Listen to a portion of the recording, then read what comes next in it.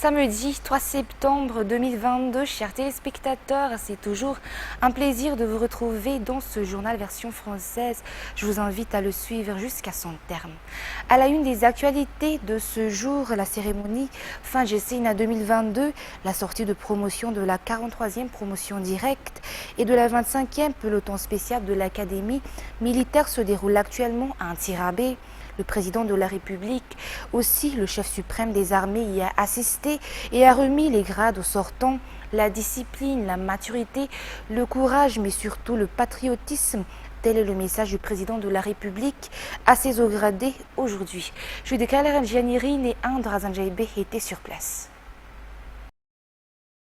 131 nouveaux hauts gradés ont rejoint l'armée malagasy aujourd'hui. Ces derniers sont issus de la 43e promotion directe de l'Académie militaire sous le nom de la 60e anniversaire de l'indépendance, composée de 68 hauts gradés, dont 8 femmes. Le 25e peloton spécial Massov compte 63 hauts gradés, dont la sortie s'est également tenue aujourd'hui à l'ACMIL. Ces derniers, en tant que peloton de formation militaire des cadres spécialistes, disposent donc des compétences particulières dans différents domaines, dans la médecine, la communication et diverses technicités. Cette promotion compte donc 12 femmes. L'on peut constater la restructuration de l'armée au niveau de cette promotion. Cette restructuration qui permet de faire face aux nombreuses menaces dans le monde.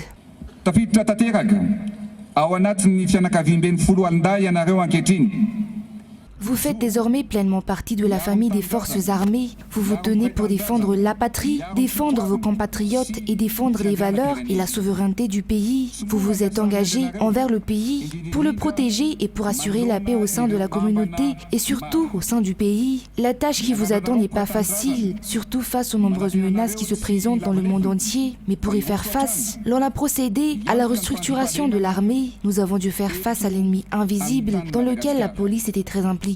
Nous ne pouvons pas ignorer la guerre qui a lieu dans les pays d'Europe de l'Est, qui a un impact mondial, le changement climatique, source d'instabilité. Tout cela vous attend.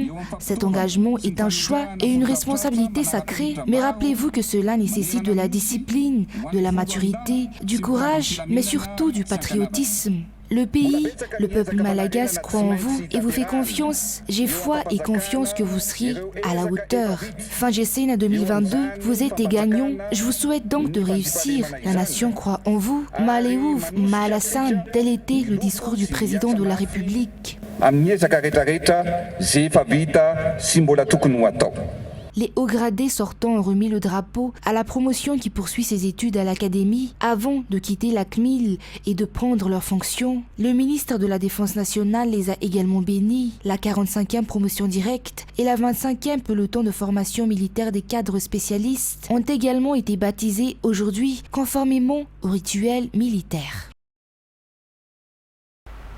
Le président de la République et quelques membres du gouvernement ont adressé leurs condoléances hier au Sénat et à la famille du sénateur Fianjaz de Touliar suite à son décès. Le Grand Croix de la 2e classe lui a été remis avant que son corps ne parte de la cour du Sénat. Reportage.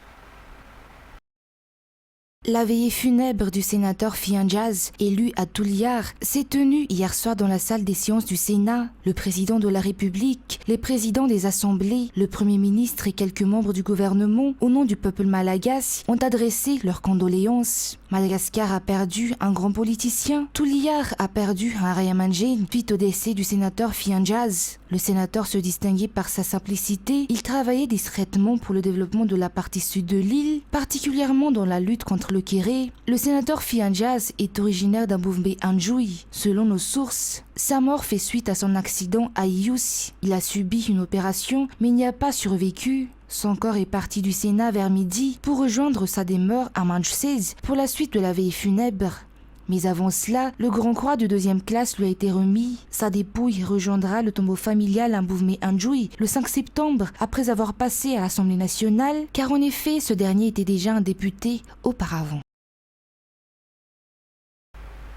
Et sur un tout autre sujet, à présent, le prix des fournitures scolaires a connu une hausse d'environ 30% selon l'enquête menée aujourd'hui à Analakeli. Les vendeurs de leur côté expliquent que cela est dû à la rareté des marchandises et au prix fixé par les importateurs. Les acheteurs sont donc en train d'augmenter les prix selon ces Sylvain Yenzaranjiansu qui était également sur place.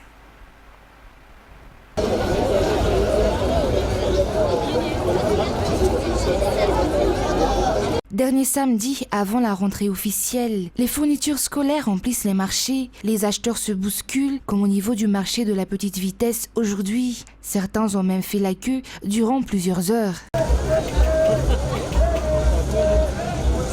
Selon nos constats, le prix des fournitures scolaires a connu une hausse pour cette année. Les parents s'y sont préparés. Il faut au minimum 60 000 lariars pour compléter les fournitures scolaires d'un étudiant. La hausse se situe au niveau des grossistes selon les vendeurs. Rien que pour les cahiers, la hausse est de 2 000 à 3 000 lariars. Les marchandises sont également rares actuellement. Une grande partie des fournitures est encore importée. Les parents essaient tout de même d'offrir la meilleure qualité possible à leurs enfants, selon leur dire aujourd'hui. À titre de rappel, la rentrée des classes aura lieu ce lundi, conformément au programme du ministère de l'Éducation nationale, pour les publics comme pour les privés. Stop à la violence à l'endroit des enfants atteints d'albinisme, a déclaré le président de l'association des albinos aujourd'hui à Béourirk. Celle-ci appelle donc les autorités à renforcer leur sécurité, leur protection en établissant une loi stricte pour toute tentative de kidnapping ou de meurtre à leur endroit. L'association demande également à ce que les résultats de l'enquête sur tous les kidnappings des albinos auparavant soient publiés. Toujours un reportage de Sylvain sur les images de Nzar Ranjiansu. Les personnes atteintes d'albinisme sont en danger à Madagascar. L'on ne dispose pas des statistiques officielles, mais les kidnappings et les meurtres d'albinos sont très fréquents. Ces derniers sont en minorité et demandent donc à la prise de responsabilité des autorités et de la conscientisation de tous les Malagas sur ce sujet. La raison de ces actes n'a jamais été clairement définie. Certains supposent le trafic d'organes, certains prétendent que les organes des albinos sont particuliers. L'enquête le confirmera. L'association des albinos lance donc un appel à l'échelle mondiale, appelle aussi les défenseurs des droits de l'homme, les autorités et chaque citoyen pour leur protection. Le volet sportif également à la une des actualités de ce jour. Les Barias de Madagascar sans expatriés se qualifient pour la CHAN 2023 qui se tiendra en Algérie. Ces derniers avec le Botswana se sont quittés sur le score de 1-1 hier au stade Baria Mahamas. Dans le cadre du match retour de deuxième tour des éliminatoires, un résultat suffisant pour les Barias pour obtenir leur ticket pour la CHAN 2023 pour le plus grand bonheur des joueurs, du coach mais également des supporters venus au stade Baria Mahamas hier. Anzarazonaville et Radramanzatou nous apportent les détails dans ce reportage.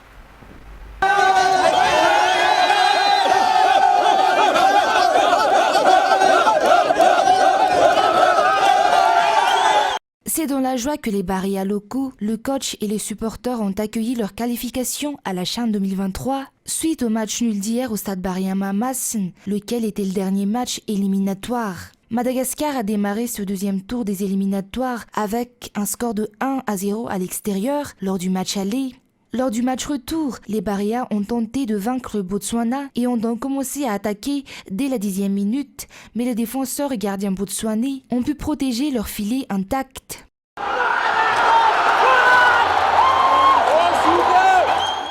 Après 15 minutes de jeu, les Barias ont commencé à entrer totalement dans le jeu et ça a de suite payé. Carlos a pu marquer notre premier but grâce à un coup de tête. Baria Madagascar a mené avec un score de 1-0. Nous menions donc par 1-0. Ces derniers enchaînaient les attaques et ont même failli marquer un deuxième but à la dernière minute de la première mi-temps. C'est donc sur ce score que les deux équipes se sont quittées à la mi-temps. Deuxième mi-temps, l'entrée de Rinzala a renforcé l'attaque. Côté malgache, une attaque ratée à cause d'un jeu trop personnel de Drogba qui aurait dû passer la balle sur sa gauche pour un parfait tir, mais ce dernier a préféré tirer lui-même, mais en vain. Suite à cela, nos adversaires ont commencé à attaquer dangereusement. Nos joueurs ont tenu bon pour garder l'avantage.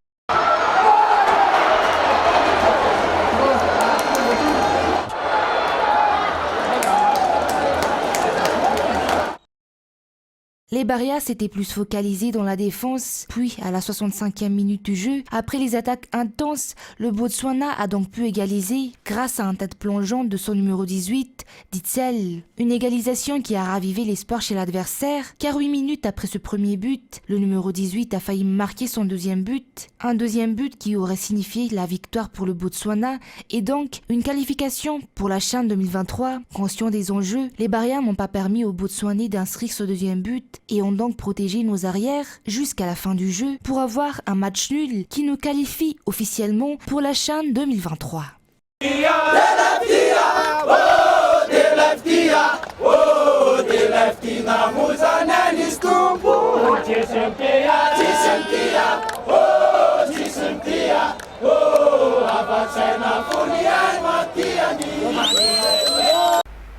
Nous attendions cette victoire depuis longtemps pour espérer une qualification à la CHAN.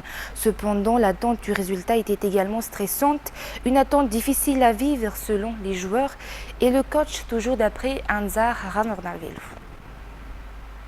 Cette victoire n'aurait pas été possible sans le soutien des supporters, ont déclaré le coach et les joueurs après le match. Ces derniers disent également avoir été grandement stressés durant tout le match, compte tenu de l'enjeu et le désir de se qualifier pour la CHAN 2023. C'est donc avec joie que ces derniers ont conclu la qualification, selon leur dire hier. Ce match a également permis de détecter les points à améliorer pour la suite, dans le manque de maturité et le manque de capacité à aller chercher le but pour assurer la victoire. Et concernant les actualités internationales de ce samedi, à présent privé de funérailles nationales, l'ancien dirigeant soviétique Mikhail Gorbatchev sera enterré samedi à Moscou au terme d'une cérémonie ouverte au public et en présence d'une seule garde d'honneur russe. Le président Vladimir Poutine n'assistera pas aux obsèques en raison d'un emploi du temps chargé d'après ce reportage de France 24. L'image a suscité des spéculations. En mai 2012, alors que Vladimir Poutine est investi président pour la troisième fois, Mikhail Gorbatchev assiste à la cérémonie. Il est filmé, mais personne ne sait ce qu'il dit. À cette époque, il est devenu très critique du président russe, pensant que 3 mandats présidentiels, c'est trop. Il s'était publiquement exprimé sur le sujet 1 an plus tôt lors d'un gala à son honneur aux États-Unis, puis lors d'une émission de radio. Je conseillerais à Vladimir Poutine de partir. Il y a déjà eu 3 mandats, 2 en tant que président et 1 comme Premier ministre. 3 mandats, c'est suffisant. Des clans se créent autour de lui. La relation entre les deux hommes s'est étendue au fil du temps, peut-être depuis que Vladimir Poutine avait parlé de la chute de l'URSS comme une catastrophe majeure du XXe siècle, critiquant sans le nommer son dernier dirigeant. Pourtant, Mikhail Gorbatchev avait longtemps soutenu Vladimir Poutine dans ses premières années de pouvoir, le conseillant même. Oui, il y a des choses qui peuvent poser question, mais je pense que son cap est le bon. En réalité, la relation entre les deux hommes est restée ambiguë. Ce en quoi les deux hommes se retrouvent, c'est sur la nécessaire grandeur et influence internationale que la Russie est en droit légitimement d'avoir. Là où, en revanche, ils sont radicalement différents, c'est que Vladimir Poutine n'est en aucun cas un communiste, alors que Mikhail Gorbatchev était un communiste convaincu, un apparatchik. Sur la guerre en Ukraine, Gorbatchev ne s'est pas beaucoup exprimé. Sa fondation a publié un communiqué 2 jours après le début de l'invasion russe, demandant un arrêt rapide des combats et le début immédiat de négociations de paix. Quelques années plus tôt, il avait néanmoins soutenu l'annexion russe de la Crimée. Le gouvernement français en a appelé vendredi à la sobriété et à la solidarité européenne à l'issue d'un conseil de défense inédit présidé par Emmanuel Macron pour faire le point sur l'approvisionnement en gaz et en électricité à l'approche de l'hiver. France 24. Une sobriété énergétique choisie pour éviter des coupures subies. C'est la stratégie que le gouvernement français souhaite mettre en place. Pour y parvenir, il compte sur la mobilisation générale, une mobilisation qui passe par une course au remplissage des stocks de gaz. Nous avons sécurisé nos stocks de gaz.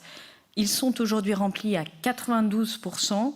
Nous pouvons donc dire que nous sommes désormais quasiment à l'objectif avec 2 mois d'avance. Des stocks qui devraient permettre à la France de passer l'hiver normalement, sauf vague de froid importante. Au tarissement des flux de gaz russes s'ajoute un autre défi pour le gouvernement. Le parc nucléaire français ne tourne qu'à la moitié de ses capacités. 32 réacteurs sont à l'arrêt, dont certains pour corrosion sous contrainte et d'autres pour les maintenances habituelles. EDF s'est engagé à redémarrer tous les réacteurs pour cet hiver. Nous suivons la situation au plus près avec des points hebdomadaires. L'exécutif compte aussi sur la solidarité européenne, notamment sur les échanges avec l'Espagne et l'Allemagne, question qui doit être abordée vendredi prochain lors d'une réunion des ministres de l'énergie des 27. Dans ce contexte tendu, le gouvernement promet d'amortir une partie de la hausse des prix. Il pourrait prolonger son plan d'aide qui comprend un bouclier tarifaire. Des centaines de milliers de manifestants se sont rassemblés vendredi en Argentine afin d'exprimer leur soutien à la vice-présidente Cristina Kirchner qui a échappé à une tentative d'assassinat. La veille, la journée avait été décrétée fériée par le chef de l'État Alberto Fernandez. Les détails avec France 24. Des portraits à l'effigie de Cristina Kirchner partout sur la place de Mai à Buenos Aires. Au lendemain de l'attentat manqué à l'encontre de la vice-présidente du pays, des milliers d'Argentins se sont réunis pour manifester leur soutien. Certains ont fait la démarche en famille, comme Andrea, venue avec ses 2 enfants. Pour nous, c'est très important de défendre la démocratie. Nous pensons que c'est une attaque très grave à la démocratie, pas seulement à Cristina, parce que la démocratie est en jeu. Ce n'est pas seulement un sujet vis-à-vis d'elle ou un sujet partisan. Toute l'Argentine doit être unie. Un discours pro-démocratie qui fait l'unanimité parmi les manifestants. On ne pouvait pas ne pas être présent. Ce qui s'est passé hier a été un acte terrible. On ne peut pas laisser faire ça. On est ici pour défendre Cristina, mais aussi pour défendre la démocratie. Si vous attentez à la vie de la vice-présidente des Argentins, alors vous porterez atteinte au pays et à la démocratie. La veille, le président argentin Alberto Fernandez a dénoncé l'acte le plus grave depuis la fin de la dictature en 1983. Gustavo López appartient à la coalition gouvernementale. Cet ancien député dénonce les violences politiques. Ça a été très difficile pour nous de réinstaurer la démocratie en Argentine et en Amérique latine. Et les Argentins, nous avons un accord tacite qui dit plus jamais un coup d'État, plus jamais la torture, jamais les disparitions forcées, plus jamais la violence politique. C'est comme ça depuis 1983. Hier, on a presque assisté à la rupture de ce pacte politique. Donc nous sommes venus ici pour exprimer notre rejet de l'attentat, notre solidarité à Cristina et surtout pour dire plus jamais. Cette tentative d'assassinat survient dans un climat de tension. Une dizaine de jours après qu'une peine de 12 ans de prison a été demandée à l'encontre de Cristina Kirchner. L'ancienne présidente de 2007 à 2015 est accusée de corruption. Officiellement, aucun parti de l'opposition n'a participé à ce rassemblement de soutien à Cristina Kirchner. Patricia Bullrich, la dirigeante du principal parti d'opposition, a d'ailleurs dénoncé un coup politique de la part du président argentin. Selon elle, Alberto Fernandez cherche d'abord à rassembler des milliers de militants au sein de la capitale plutôt que de se concentrer sur l'enquête autour de cet attentat manqué. C'est également avec cette actualité que nous terminons l'édition d'aujourd'hui. Merci de votre fidélité. Passez une excellente soirée sur Viva, car tout de suite après ce journal, le quart de finale de la F5 exclusivement sur Viva.